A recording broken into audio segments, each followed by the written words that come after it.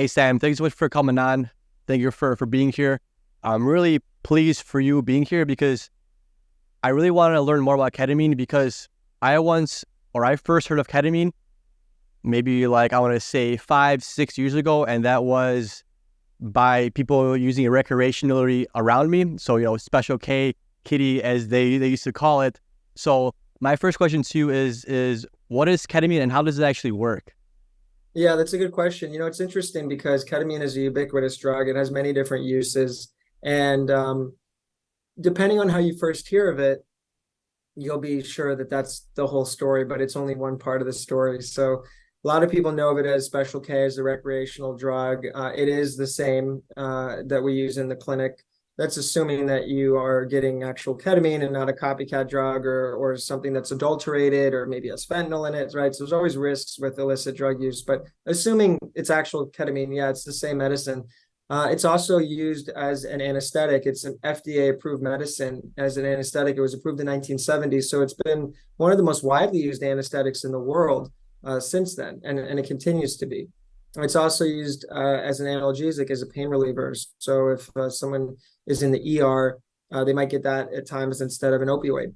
And in the last 20 years, it's been really proven by a huge body of research to be really one of the best, if not the best, reliever of depression and other mood disorders through IV infusions in a sub-anesthetic dose in a much smaller amount than is typically given for sedation. So patients are conscious and awake the entire time.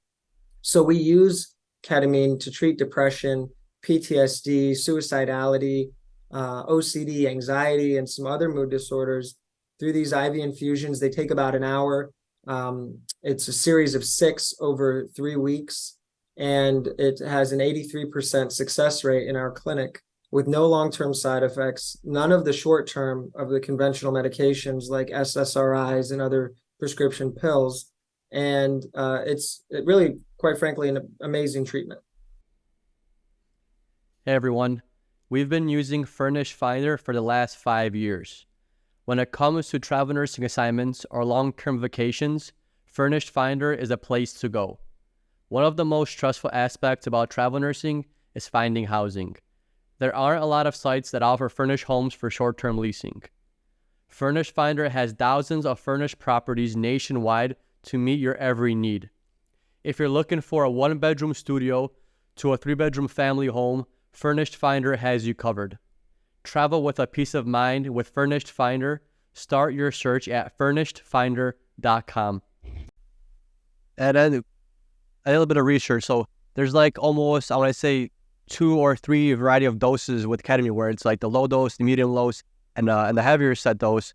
We actually had a patient in the hospital where we needed to intubate her, but she had a sternal mass where we were scared that if we deplete her respiratory drive, we thought that she wasn't going to be able to start it back up. So we actually use ketamine and some other medications to kind of sedate her and try to intubate her. So is that one of the benefits of ketamine where it comes to it doesn't affect the respiratory drive as much as other, you could say, sedatives or analgesics? Exactly. That is one of its great benefits. It does not affect respiration.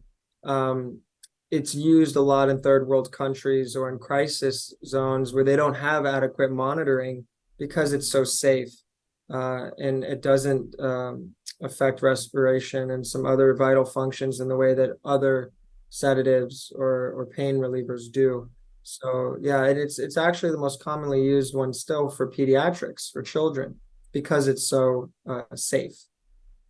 And then when you compare it to our typical SSRIs, the SSRIs, they work on like dopamine, serotonin, so like our monoamines, and ketamine does use a different pathway to facilitate these you could say antidepressant effects. What pathway does it exactly use? What does it affect? Does it affect like neurotransmitter?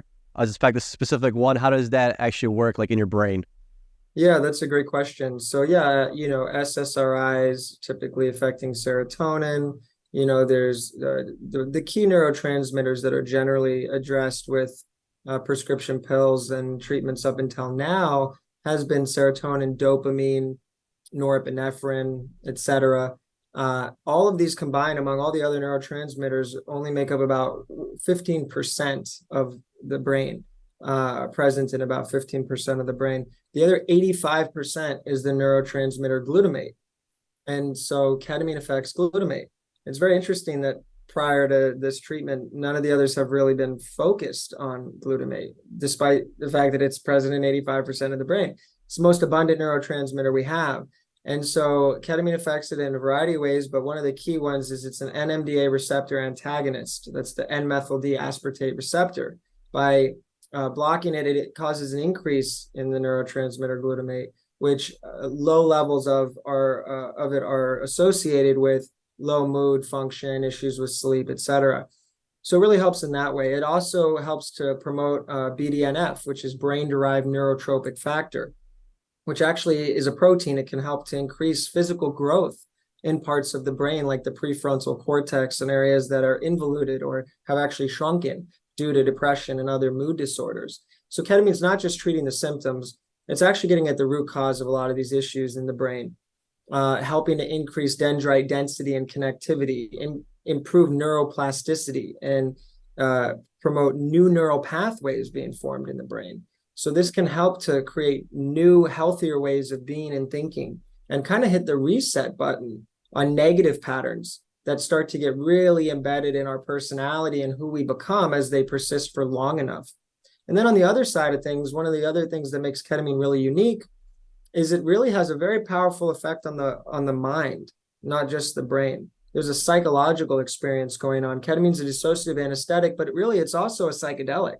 And when you're getting it in our clinic in this way, it really is a psychedelic effect. So with that comes new insight, realizations about yourself, the people in your life, these patterns that I've mentioned, and an opportunity to see them from an outside lens, a different perspective, this kind of detachment of mind and body.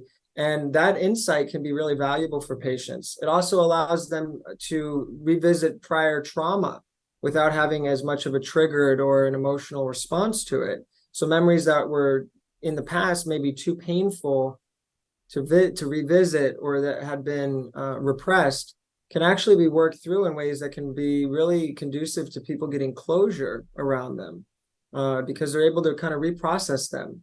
And so these are some of the really meaningful effects of ketamine that are really unique to it. Yeah, when you say that, it reminds me of, because I did a few mushroom trips before, and it really allowed me to look at things in like a different way. Like you're thinking about the same things, but you're thinking about them in like a different way. And even my friends have noticed that, like, when they're going through different struggles, they keep doing the same thing over and over again, and going on like a mushroom trip, or maybe even some like LSD, it allows them to like look at something in a different perspective, so they're not repeating the same thing over and over and over again. Because I feel like you have a link between like your actions and emotions and your memories.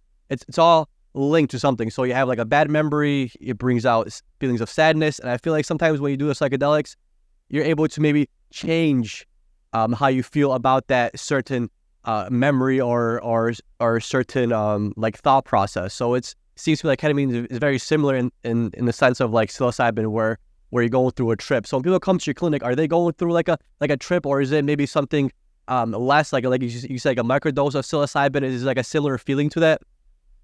Yeah, we don't like to describe it as a trip per se. It's really, it's an experience for sure. They are altered. They are having this kind of dissociative or psychedelic-like effect.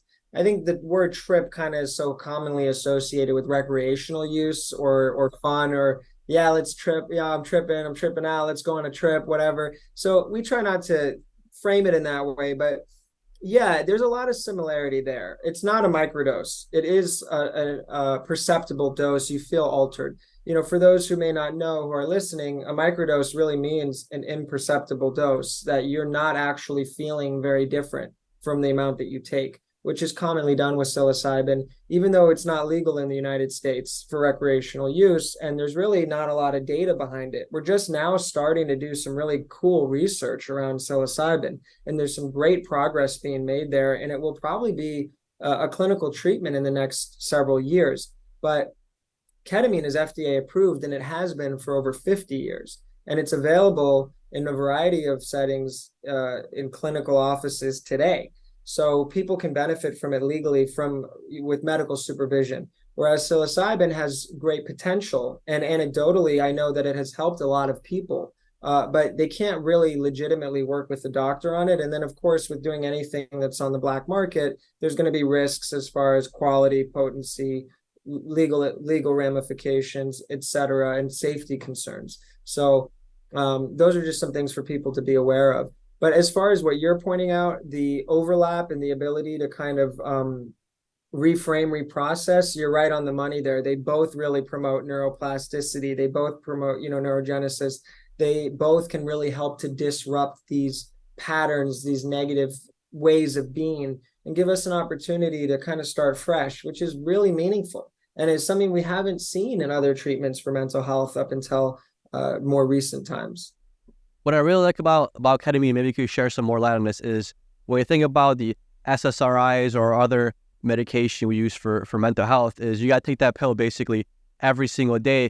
And at times it takes like 3 months for this SSRI to start working, like Prozac, all those kind of things. It takes time for it to start working, and it's like you're almost dependent every single day on this pill. So with ketamine, it's like you get it infused once every couple of weeks or once every couple of months. Is that how it works? So you're not so dependent on having this pill, and it's like, if I don't take this pill, it's going to kind of screw me over in the long run. It kind of means more of like a once in a while kind of medication, correct? Yeah, so we do a series of 6 infusions over 3 weeks, and then it's as needed after that. So patients can go typically 3 months before they need any follow-up care, which is usually just 1 or 2 more infusions. It's not another series of 6. And that 1 or 2 boosters, we call them, can provide another 3 months of relief, sometimes longer. We've seen patients go 4, 5, 6 months or longer in between visits, and they're not taking any other medications, and they're doing great. A lot of people are tired of taking these pills every day. They're tired of the side effects like weight gain, loss of libido, dry mouth, blurred vision, increased suicidal thoughts, and a whole list of other really negative side effects. Ketamine has none of those. None of those side effects are present. And yeah, you're right on the money there that for somebody who wants a more kind of holistic view of really trying to get more at the root cause of their issues and not just cover the symptoms, can really benefit from going through this experience and then coming back as needed to maintain their result and not being dependent on a drug daily. And ketamine works within hours to days. It doesn't take the 6 weeks, 8 weeks plus that these other medications take to come to a therapeutic effect. So people see results much faster, and they're not kind of stuck taking something every day that over time can really start to cause harm and also be very difficult to stop taking. As you know, when people are trying to wean off of these medications, they can have terrible withdrawal symptoms, and it can take a very long time. I mean, sometimes many, many months or even over a year, depending on what the medicine is and how high of a dose you're on. That process sometimes needs to be extremely gradual. We're talking about prescription pills right now, right? Before you can stop taking it in a safe manner. So then, why is it that with ketamine you don't have to dose it every day like a typical SSRI? Is it because that breakthrough experience is just so strong where people can be fine with not going through it every day? Is it because it's not necessarily changing your brain chemistry and that's like the solution? The solution is more of like those breakthrough effect where you're changing your mind, so you're changing your ideas? It's both. Ketamine really has a tremendous impact on both the brain and the mind while the medicine is in the system. And that effect lasts long after it's gone. With SSRIs and other prescriptions, they're only good once they've reached a therapeutic blood level, which, as we've addressed, takes time. And it has to be maintained. You're continuing to benefit from the drug while it's in your system. And as soon as the drug stops being in the system, you stop benefiting. That's because it really is covering more of the symptoms. Ketamine has these processes that we've described on the brain and on the mind that are profound, that are really meaningful, and they persist for months or longer. So that's some of the differences, both in changing the neurochemistry and also in changing the mindset for people to really start to have their lives back. And ketamine also has a very short half-life. The medicine is actually out of the body within, a matter of hours or a day.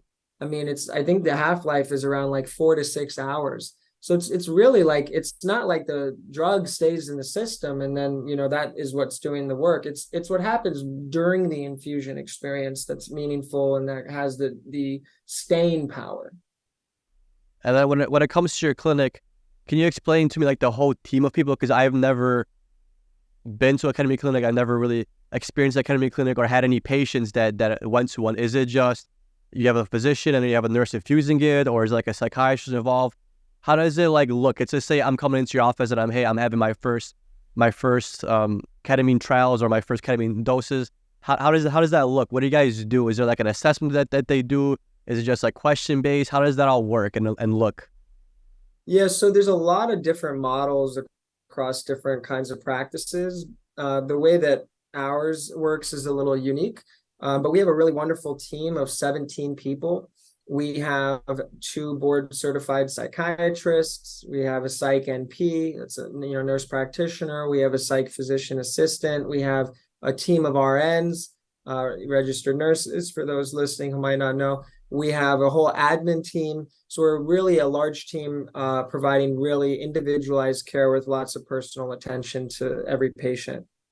The process is if you call, you talk about your situation, help us to decide whether or not it might be a good fit for you. Then we would schedule a consultation with our one of our providers, being the physician or one of the psych NPs. We'll do a more of a clinical kind of intake with you over the phone. If it's determined based on reviewing your treatment history and answering your questions and all that you're a good fit, we'd schedule you to come in. And then when you come in, there's a good amount of paperwork, getting a more comprehensive history on you. We do a brief physical exam, and then we would start the treatment. And that would be starting an IV, making you comfortable in a recliner, giving you pillows, blankets, noise-canceling headphones, really relaxing music, a sleep mask, helping to make you really comfortable and relaxed, and then monitoring you with hospital-grade monitoring equipment during your infusion. We monitor for pulse ox, EKG, and blood pressure. So we make sure that patients are safe as well as comfortable the entire time. And the medical team is extremely compassionate, very attentive, and they're constantly helping to make sure that the experience is good for people. And it's a huge range. Some infusions, someone might laugh the entire time. Maybe they haven't laughed in a long time. Maybe they just needed to get it out of their system. Maybe they felt tickled by realizations they were having. Sometimes people cry for an hour. Same thing. Maybe they've been holding it all in for so long and they just had to finally have that release that they needed. Or they went through some things in their mind that made them feel sad, but it's a part of the healing process, and more commonly people are laying there quiet and there's not a lot to see from the outside, but there's a lot going on internally. They could be going on some wild adventure in their mind, flying through different worlds in the universe, the cosmos. Maybe they connect with, God, or what they perceive the spiritual realm to be. It's such a wide variety, the mind is limitless. Of where people go and what happens for them when they're, having an infusion. And that experience really is outside of language. It's very hard for people to try to describe what it was like, but it's really impactful for most people.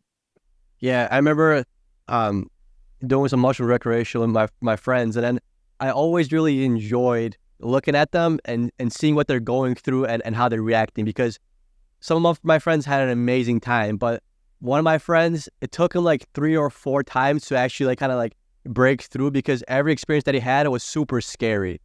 It was so scary to the point where every time, we talk about doing it, you could see like a little bit of fear in him because he doesn't want to go through it again. It's almost like this person, and this buddy of mine was a little bit stubborn, and it's like he was a little hard-headed. So it's like, I know you're having a bad experience, but it's still trying to show you something. It's this thing that you're going through in your mind.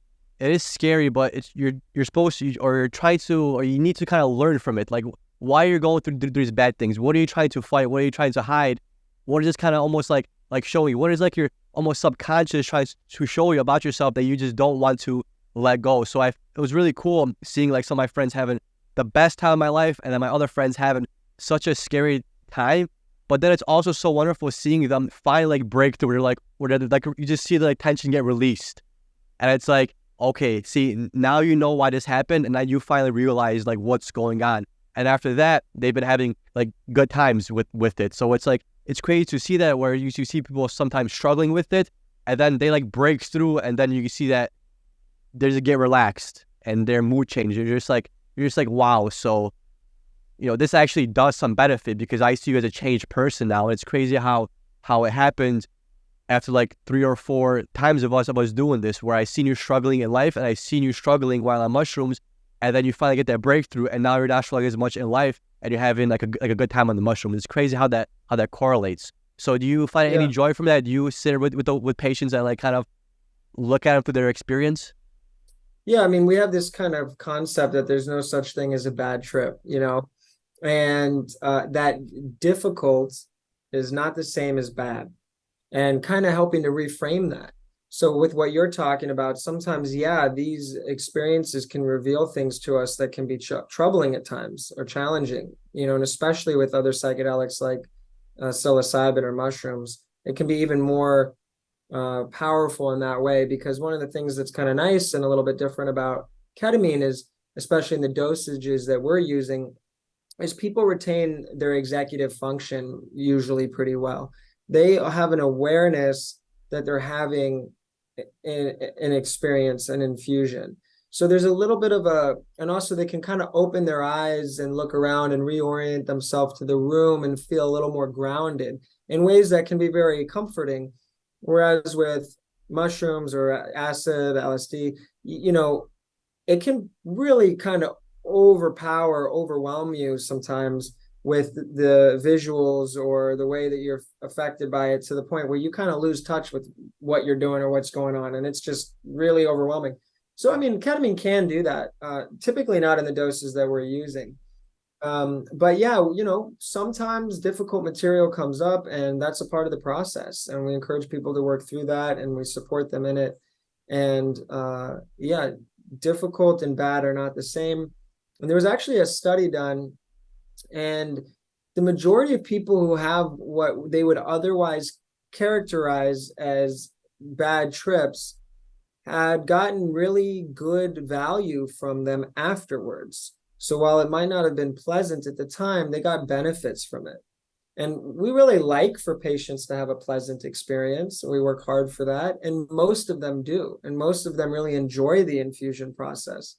But even when that isn't the case, there's healing that can occur. And during the infusion process, is there somebody maybe guiding the patient? Are they asking them questions, or is it just more of like this introspective thing where the patient goes through and you just kind of leave them as is and have them figure it out? Yeah, we're there for support if needed, but we don't want to be guiding. It's not our place to try to direct them to do or not do anything aside from keeping them safe.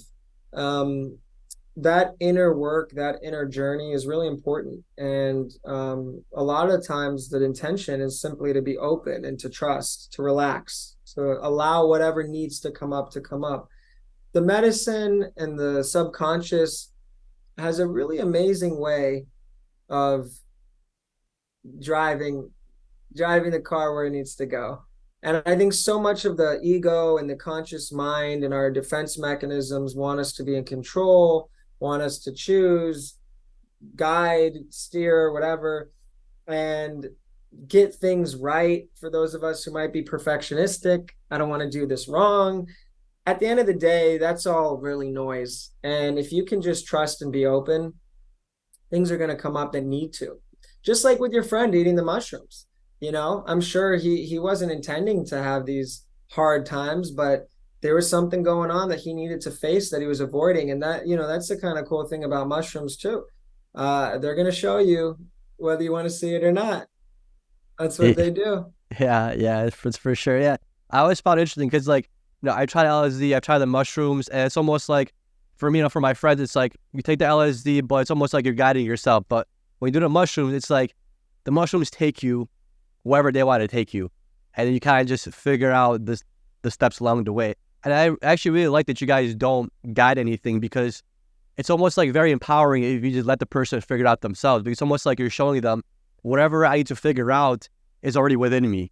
And just by them taking it in, taking the steps, moving forward, moving through their experience, it's almost like they're learning about themselves that, hey, whatever is going through my life, I have the power to change it. I have the power to fix it. I could have a different outlook without necessarily needing anyone's help, because I feel like sometimes when people are going through a lot of things, they get dependent on things. They get dependent on drugs, maybe they get dependent on people, and they're never given the chance or opportunity to just figure things out by themselves. And I feel like if you can figure things out by yourself, it just shows you how strong of a person you are, and how strong of a mind you have, that you could get yourself in any kind of situation, and it translates to every part of your life. You don't necessarily are dependent on anything, because you realize that, hey, whatever needs to be fixed, I can do that. Absolutely. Yeah. I mean, we really like to empower patients to be participating in their own healing, and to know that, I mean, we all have our own inner healer, and that kind of inner wisdom that we so many of us have, kind of tuned out or become less sensitive to, is always there. And to kind of return to that and to be empowered that you can really help participate in your own healing, and you have a lot of wisdom inside, is a great way to go about it, for sure. And I think too many people look for a quick fix, or for someone else to fix them, or a doctor, or they just think, I'll pop this pill and everything will be better, or I'll go see a specialist and they'll fix me. And that just is the westernized idea of medicine that has not served us. We've seen it over the last 30, 40, 50 years, how it's failed us, especially where mental health is concerned. And I think people are waking up to taking a little more ownership of their mental health, and realizing that, yes, there are resources and there's support and there's guidance. Ultimately, people have to participate in their own healing. Yeah, like Jocko Willink said, you got to take ownership. I'm not sure if you're familiar with Jocko Willink, but he's this Marine guy that always, he always preached, like, you got to take ownership of everything. When it comes to ketamine, is this for people with mild depression, severe depression, like severe PTSD? Can somebody maybe that has like mild depression try it? Because I had this one listener, she was going through a very bad postpartum depression, and all basically she was getting is just she was being put on different pills and trying to figure out what dosage are working. As it was like 2 or 3 years of this postpartum depression, and she like still can't figure it out. And she even reached out to me. This was maybe like 8 months ago, maybe like a year ago, on my recommendation of like what she could use, because she listened to one of our podcasts and we talked about psychedelics and all that kind of stuff. So she was reaching out to us and asking like, hey, do you recommend like ketamine? Do you recommend certain infusions? So who is ketamine specifically for? Is it people that have really stubborn depression where they just can't get rid of it with meds, or is it for people that are just maybe going through a little bit of hardship, they could try and go through it and feel better? Who is it specifically for? Yeah, that makes me sad to hear about that listener. Yeah, this is amazing for postpartum depression, and too many pregnant women also suffer from depression while they're pregnant, and they can't really take SSRIs because of the risk to the unborn child, and they suffer. And then there's concerns after they give birth about transference through the breast milk. And a mother who's disengaged from her newborn is just really terrible for the mother and the child, for, the other partner, the father. I mean, everyone involved. It can be really, really bad long-term effects. So ketamine works quickly, safely. It does not, there is no proof that it would cause harm to the child. It's unknown. Those studies are very complicated to try to do, right? For obvious reasons. But SSRIs are proven to cause problems. Ketamine, it's kind of unknown, but the half-life is so short and it has such a different mechanism of action. There's a lot of good basis for using ketamine, if not during pregnancy, then at least for postpartum, no question. There's been some interesting studies on ketamine for postpartum depression specifically that have shown really, really positive results. So I would definitely advise any woman who's going through that to try ketamine, and of course needs to consult with a physician and review her specific situation. But suffering for years like that just doesn't make any sense at all. It's really good for various types of other forms of depression, bipolar depression, unipolar, could be minimal to moderate, could be severe. Doesn't have to be really bad cases for people to benefit. PTSD, anxiety, OCD, suicidal thinking, among others. A lot of people hear about it and think of it as a radical treatment, and that it's only for people who are really in a bad way and they're not bad enough yet, and maybe they'll wait and see. I really want to discourage that kind of thinking. We have a solution that works 83% of the time with none of the side effects in a matter of hours to days. It's available now. If you're suffering, don't suffer anymore, period. If you have a clinical diagnosis, you're a candidate. There's almost no exclusion criteria. We don't see schizophrenic patients. We don't see some types of personality disorders. We don't see people who are actively manic or actively psychotic. Pretty much everyone else is welcome. And you don't have to have a long history of suffering or be super severe in order to benefit. Most of our patients are of the treatment-resistant category, in the sense that they've tried and not benefited from at least 2 or more conventional treatments before they come to us. But that's not necessarily something that people should have to go through. And said, what about like ADHD or even like epileptic disorders? Is there any research done on effects of ketamine on those people, or is it majority focused on like depressive issues? I don't know. I've never heard of anything with epileptic disorders. With ADHD, I think it would help. I'm not aware of much research there. But I've talked with some people who have tried it in other contexts, more outside of a clinical setting, and said it helped with their ADHD. That's very, very anecdotal, right? But it really helps to quiet the default mode network. Ketamine helps to quiet the chatter and the noise in the mind. It helps to kind of make people more centered, more connected to themselves. It enhances neuroplasticity and brain function in the ways that we've already talked about. So if ADHD is related to neurons kind of firing and wiring together in ways that aren't conducive to your focus and your ability to get things done that you need to, if it's a result of agitation or even trauma from the past, and this is a trauma response, I don't know. Obviously, everyone's different. ADHD is complex. I don't pretend to be an expert on that particular condition. But if some of these things are part of the picture, then it would make sense that ketamine would help with it. Yeah. That being said, again, I'm not really aware of much research having been done in that area, but it would be interesting to see for sure. I can tell you that we've had autistic patients who came in for issues with mood, but actually found that their function and their autism was improved by it, in the sense that not only their mood, but they were able to socialize and verbalize better and had better self-control. We've had patients with a traumatic brain injury, TBI, who came in, again, not to treat the TBI, but for their depression or their PTSD that was related to that. And a added benefit was actually better cognitive function, better memory, and some of the symptoms specifically of the TBI that were improved upon. So there's a lot of really interesting stuff to be said. And I think, for some people listening, and other critics might say, oh, like they're just saying it works for everything, The reality is so many of these conditions are related to the same processes in the brain. I really think we're moving in a direction where we're starting to recognize them more as symptoms of the same thing and not just individual separate illnesses, because a lot of this stuff stems from trauma.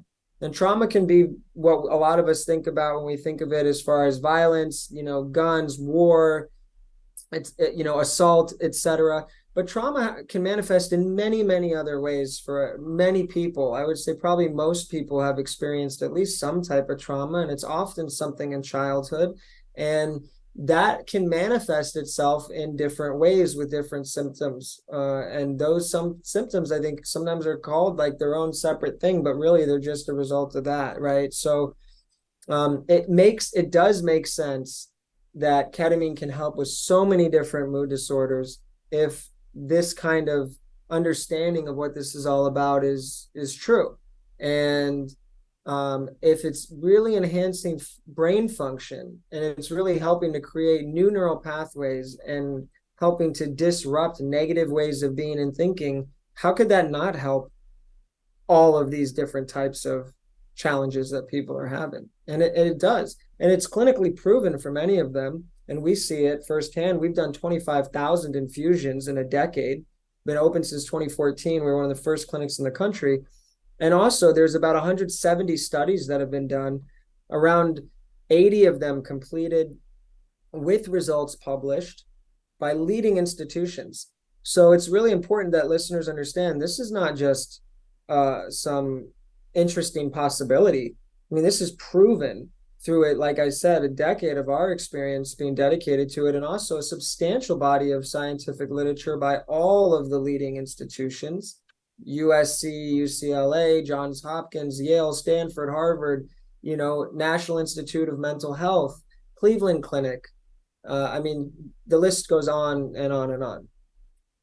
Is it because ketamine is more of a drug that it's almost to me like it produces more of like a systemic effect than like a real specific one, like for certain SSRIs where they just affect serotonin reuptake or they block that pathway, so there's more serotonin flooding. To me, it seems like ketamine has more of like a systemic unknown effect in a way. Is that have any validity? Yeah, I mean, I think, SSRIs are kind of a Band-Aid over a gaping wound, and they're treating symptoms. And ketamine is really getting at the source of the issue. Ketamine is cleaning it out and suturing it closed and putting proper wound care on it. It's just a night and day difference, I think, in what's going on again in the processes in the brain, and also the personal experience that can be really profound. So yeah, it's not really apples to apples for sure. Yeah. Sam, can you explain to me what a K-hole is? Yeah, so a K-hole is when people have too much ketamine. It's almost always associated with recreational use. Ketamine is a sedative. It's an anesthetic. So when people do too much, they get to a point where the world kind of closes in on them, and it narrows like tunnel vision, and it almost is like dark, like your peripheral vision, it starts to almost put you out. And it can be really scary. You don't have hardly any coordination of your body. You're not steady on your feet. Maybe you can't even move. If you're up, vertical, you might fall over. You can't really walk. You coordinate your movements. You can't speak. And it can be really scary for a lot of people. And, the dissociative effects of ketamine are a spectrum. And there's a huge range in between a sub-perceptible amount or a microdose and being fully sedated for surgery. And a K-hole is definitely closer onto the surgery side, where it just kind of starts to shut down some of your voluntary, and at a certain point, maybe even some of your involuntary bodily functions. And it's generally not regarded as a pleasant experience by anyone. And so people who I talked to who thought they were doing a line of coke one time and it ended up being K, or these kinds of stories you hear, often report getting to that point, because the amount of cocaine that you would do for recreation is probably 10 times the amount that you would in one dose that you would do of ketamine for recreation. So you hear about these kinds of funny stories and mix-ups when I talk to so many different people. They go, "Oh yeah, I did it one time by accident," and stuff like that. And that's what can happen. Yeah. People don't get to that point in our clinic, but yeah, that's what a K-hole is. So it's basically due to its dissociative effects, and that's like, you do it too much, the more like a chance of you getting those dissociative effects. Yeah, I mean, you're always going to have a dissociative effect, but that's getting more into a sedative effect, Mm. into an almost like anesthetic level kind of, you just you start to shut down. Mm. And it can be scary, really disorienting and confusing. Yeah, that's interesting because I've seen a few people go through it, and they just, it's almost like they fall over and everyone's like, they're okay, they're in a K-hole. And I was actually watching, I've never heard, I'm not sure if you've ever heard of Kill Tony. It's like, it's a live comedy show, you could say.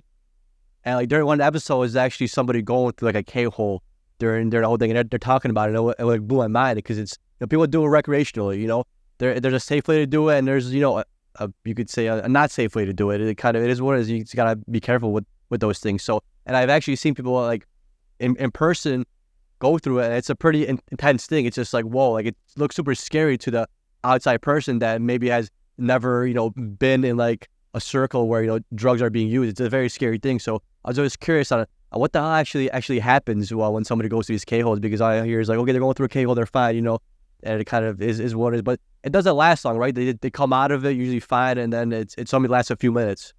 No, it depends on how you've taken the ketamine and how much. Because people usually snort it when they take it recreationally, but some people use it IM as well, intramuscularly, and they inject it into the muscle. And then that's a slower rate of absorption. And also it's going to last longer and take more time to get out of the body. Because when you squirt a bunch of it into the muscle, it's gradually goes into the bloodstream from there. And it can happen actually rather quickly, but not as quickly as snorting it, which is like into the lungs and then through the bloodstream, like real fast, like within a minute or less. But no, it can last. I mean, it can last an hour, it can last an hour and a half.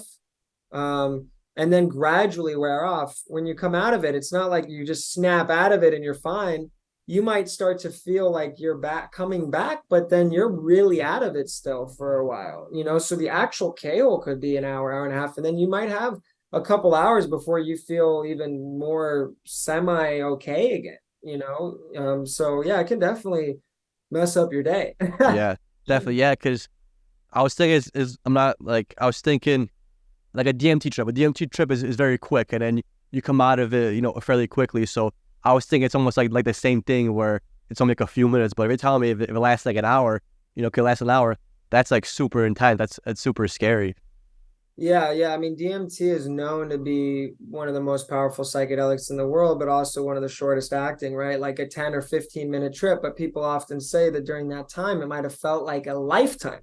So it's so interesting about how our perception of time is altered with psychedelics. And that's the thing, 15 minutes doesn't really matter that much if you feel like you just lived like a whole life in that time, it's to you, that's a long time. But yeah, it can definitely last. And also I wanted to say, like what you mentioned, sometimes like someone would do it and then they might fall over or something. That's where it can get really dangerous. And depending on where you are and what you're doing, if you're in a place where somebody could be a predator, could take advantage of you, whether that be sexually or rob you or assault you in another way, or you could be in at a party or an event or somewhere, you might get trampled by people. I've heard stories of people literally falling over and hitting their head. So you got to be really careful with this stuff. You got to know what you're doing. I don't advocate for recreational drug use. I don't advocate for people to do ketamine on their own. There's a lot of risks to it. I'm just having a candid chat with you now about some of these questions just to educate people on it. But if I will say, I do believe in harm reduction. And if people are going to do it, I'm just letting you know, you got to be really smart and safe. A lot of drugs have fentanyl in it nowadays. That stuff can kill you so fast. Smaller amount than a grain of rice in your bag can kill you. No question.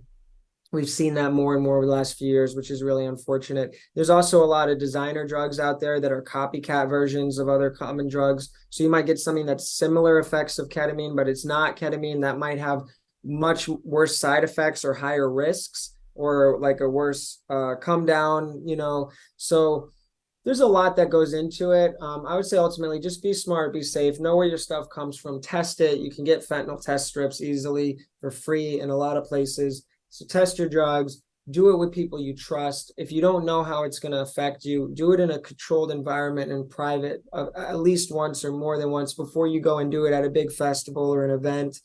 Don't drive a car. Just be smart. Don't do stuff where you're going to put yourself in a bad spot. Yeah, 100%. Couldn't agree more with you, Sam. When it comes to your clinic, are you guys just located in LA, or are you guys expanding somewhere else? Are you guys going maybe national, or is it just more of like a LA, California things? I know I'm in Illinois, I'm in Chicago. I know there's some ketamine clinics around me, but regarding your clinic, you guys just based in LA, or are you guys on more locations? Yeah, so currently we have one location in Los Angeles on the west side of Culver City. We've moved several times over the years to larger and larger spaces. Our current office is about 5,000 square feet, so it's a good sized office. We've avoided having multiple locations for a lot of reasons, mostly just to maintain quality control, and really favoring quality over quantity.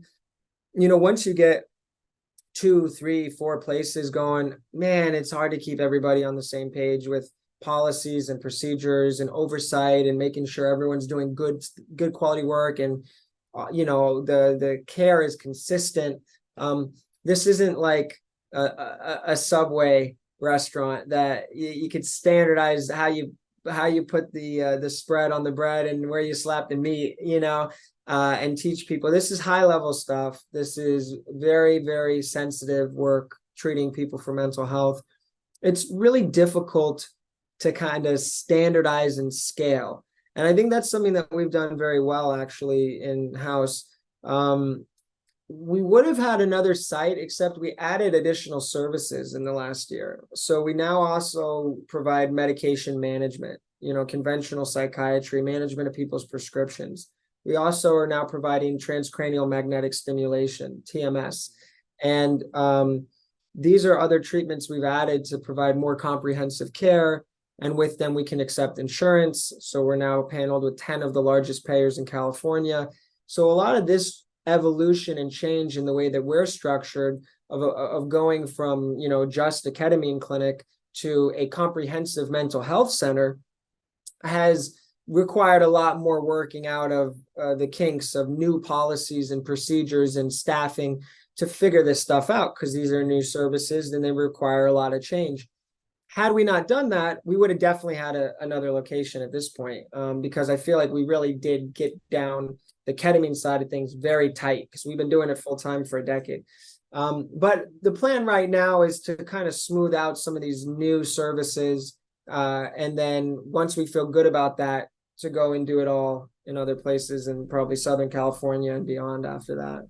Yeah, I'm glad you guys are offering more services, because even though ketamine seems like a great idea, it's not always a one-size-fits-all kind of thing, especially for people. We're not machines. You can't just keep, standardizing everything.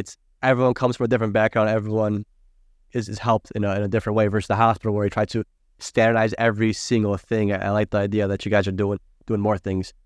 Sam, if anybody wants to reach out to you, where can they find you? So ketamineclinics.com. That's KETAMINECLINICS.com. Lots of good information on there. You can fill out a contact form on the website, or you can just call us 310-270-0625. All inquiries are confidential, no obligation. We're always happy to talk. We have really wonderful staff. They're knowledgeable, they're compassionate. We also offer free consultations with our providers. So you can speak with the front desk and then be scheduled to speak with a clinician, a psychiatrist, or a psych NP, and they can talk about your treatment history with you, answer your questions. There's no charge for that, no obligation. And again, it's confidential. So definitely encourage people to look at the website, and if they want to connect, so just reach out to us. Okay. I know you guys also got an Instagram. Can you plug your Instagram for us? Yeah, absolutely. Yeah, sure. Thanks for that. Yeah. So Ketamine Clinics LA on all social media. Ketamine Clinics LA. We're active on all the platforms. And for me personally, if you want to find me, it's the Sam Mandel. And that's just the word the, TheSammandel. And I'm also pretty active on all the platforms. That's the handle across all of them. And I'm passionate about disseminating accurate information about this treatment and providing other resources for mental health. And I'd love to hear from you, especially if you found any value in this. I love to talk about it. It's really nice to hear that somebody somewhere loves to hear me talk about it. If that's you, let me know. Awesome. Thank you so much for your time, Sam. Thank you once again. I really appreciate all the knowledge you've shared and widen our, you could say, scope of practice and widen our mindset and the way we think about mental health and future treatment and current treatment. Thank you so much, Sam. Thank you so much for having me. It was a great conversation. Thank you. Oh, I gotta go. I've been working, told them please don't hit my phone. I'm in my zone, bruh, just leave me alone. Was on the road, but I swear I'm coming home. Now the drinks on me, I think we need a toast. See, I did it for me. Now my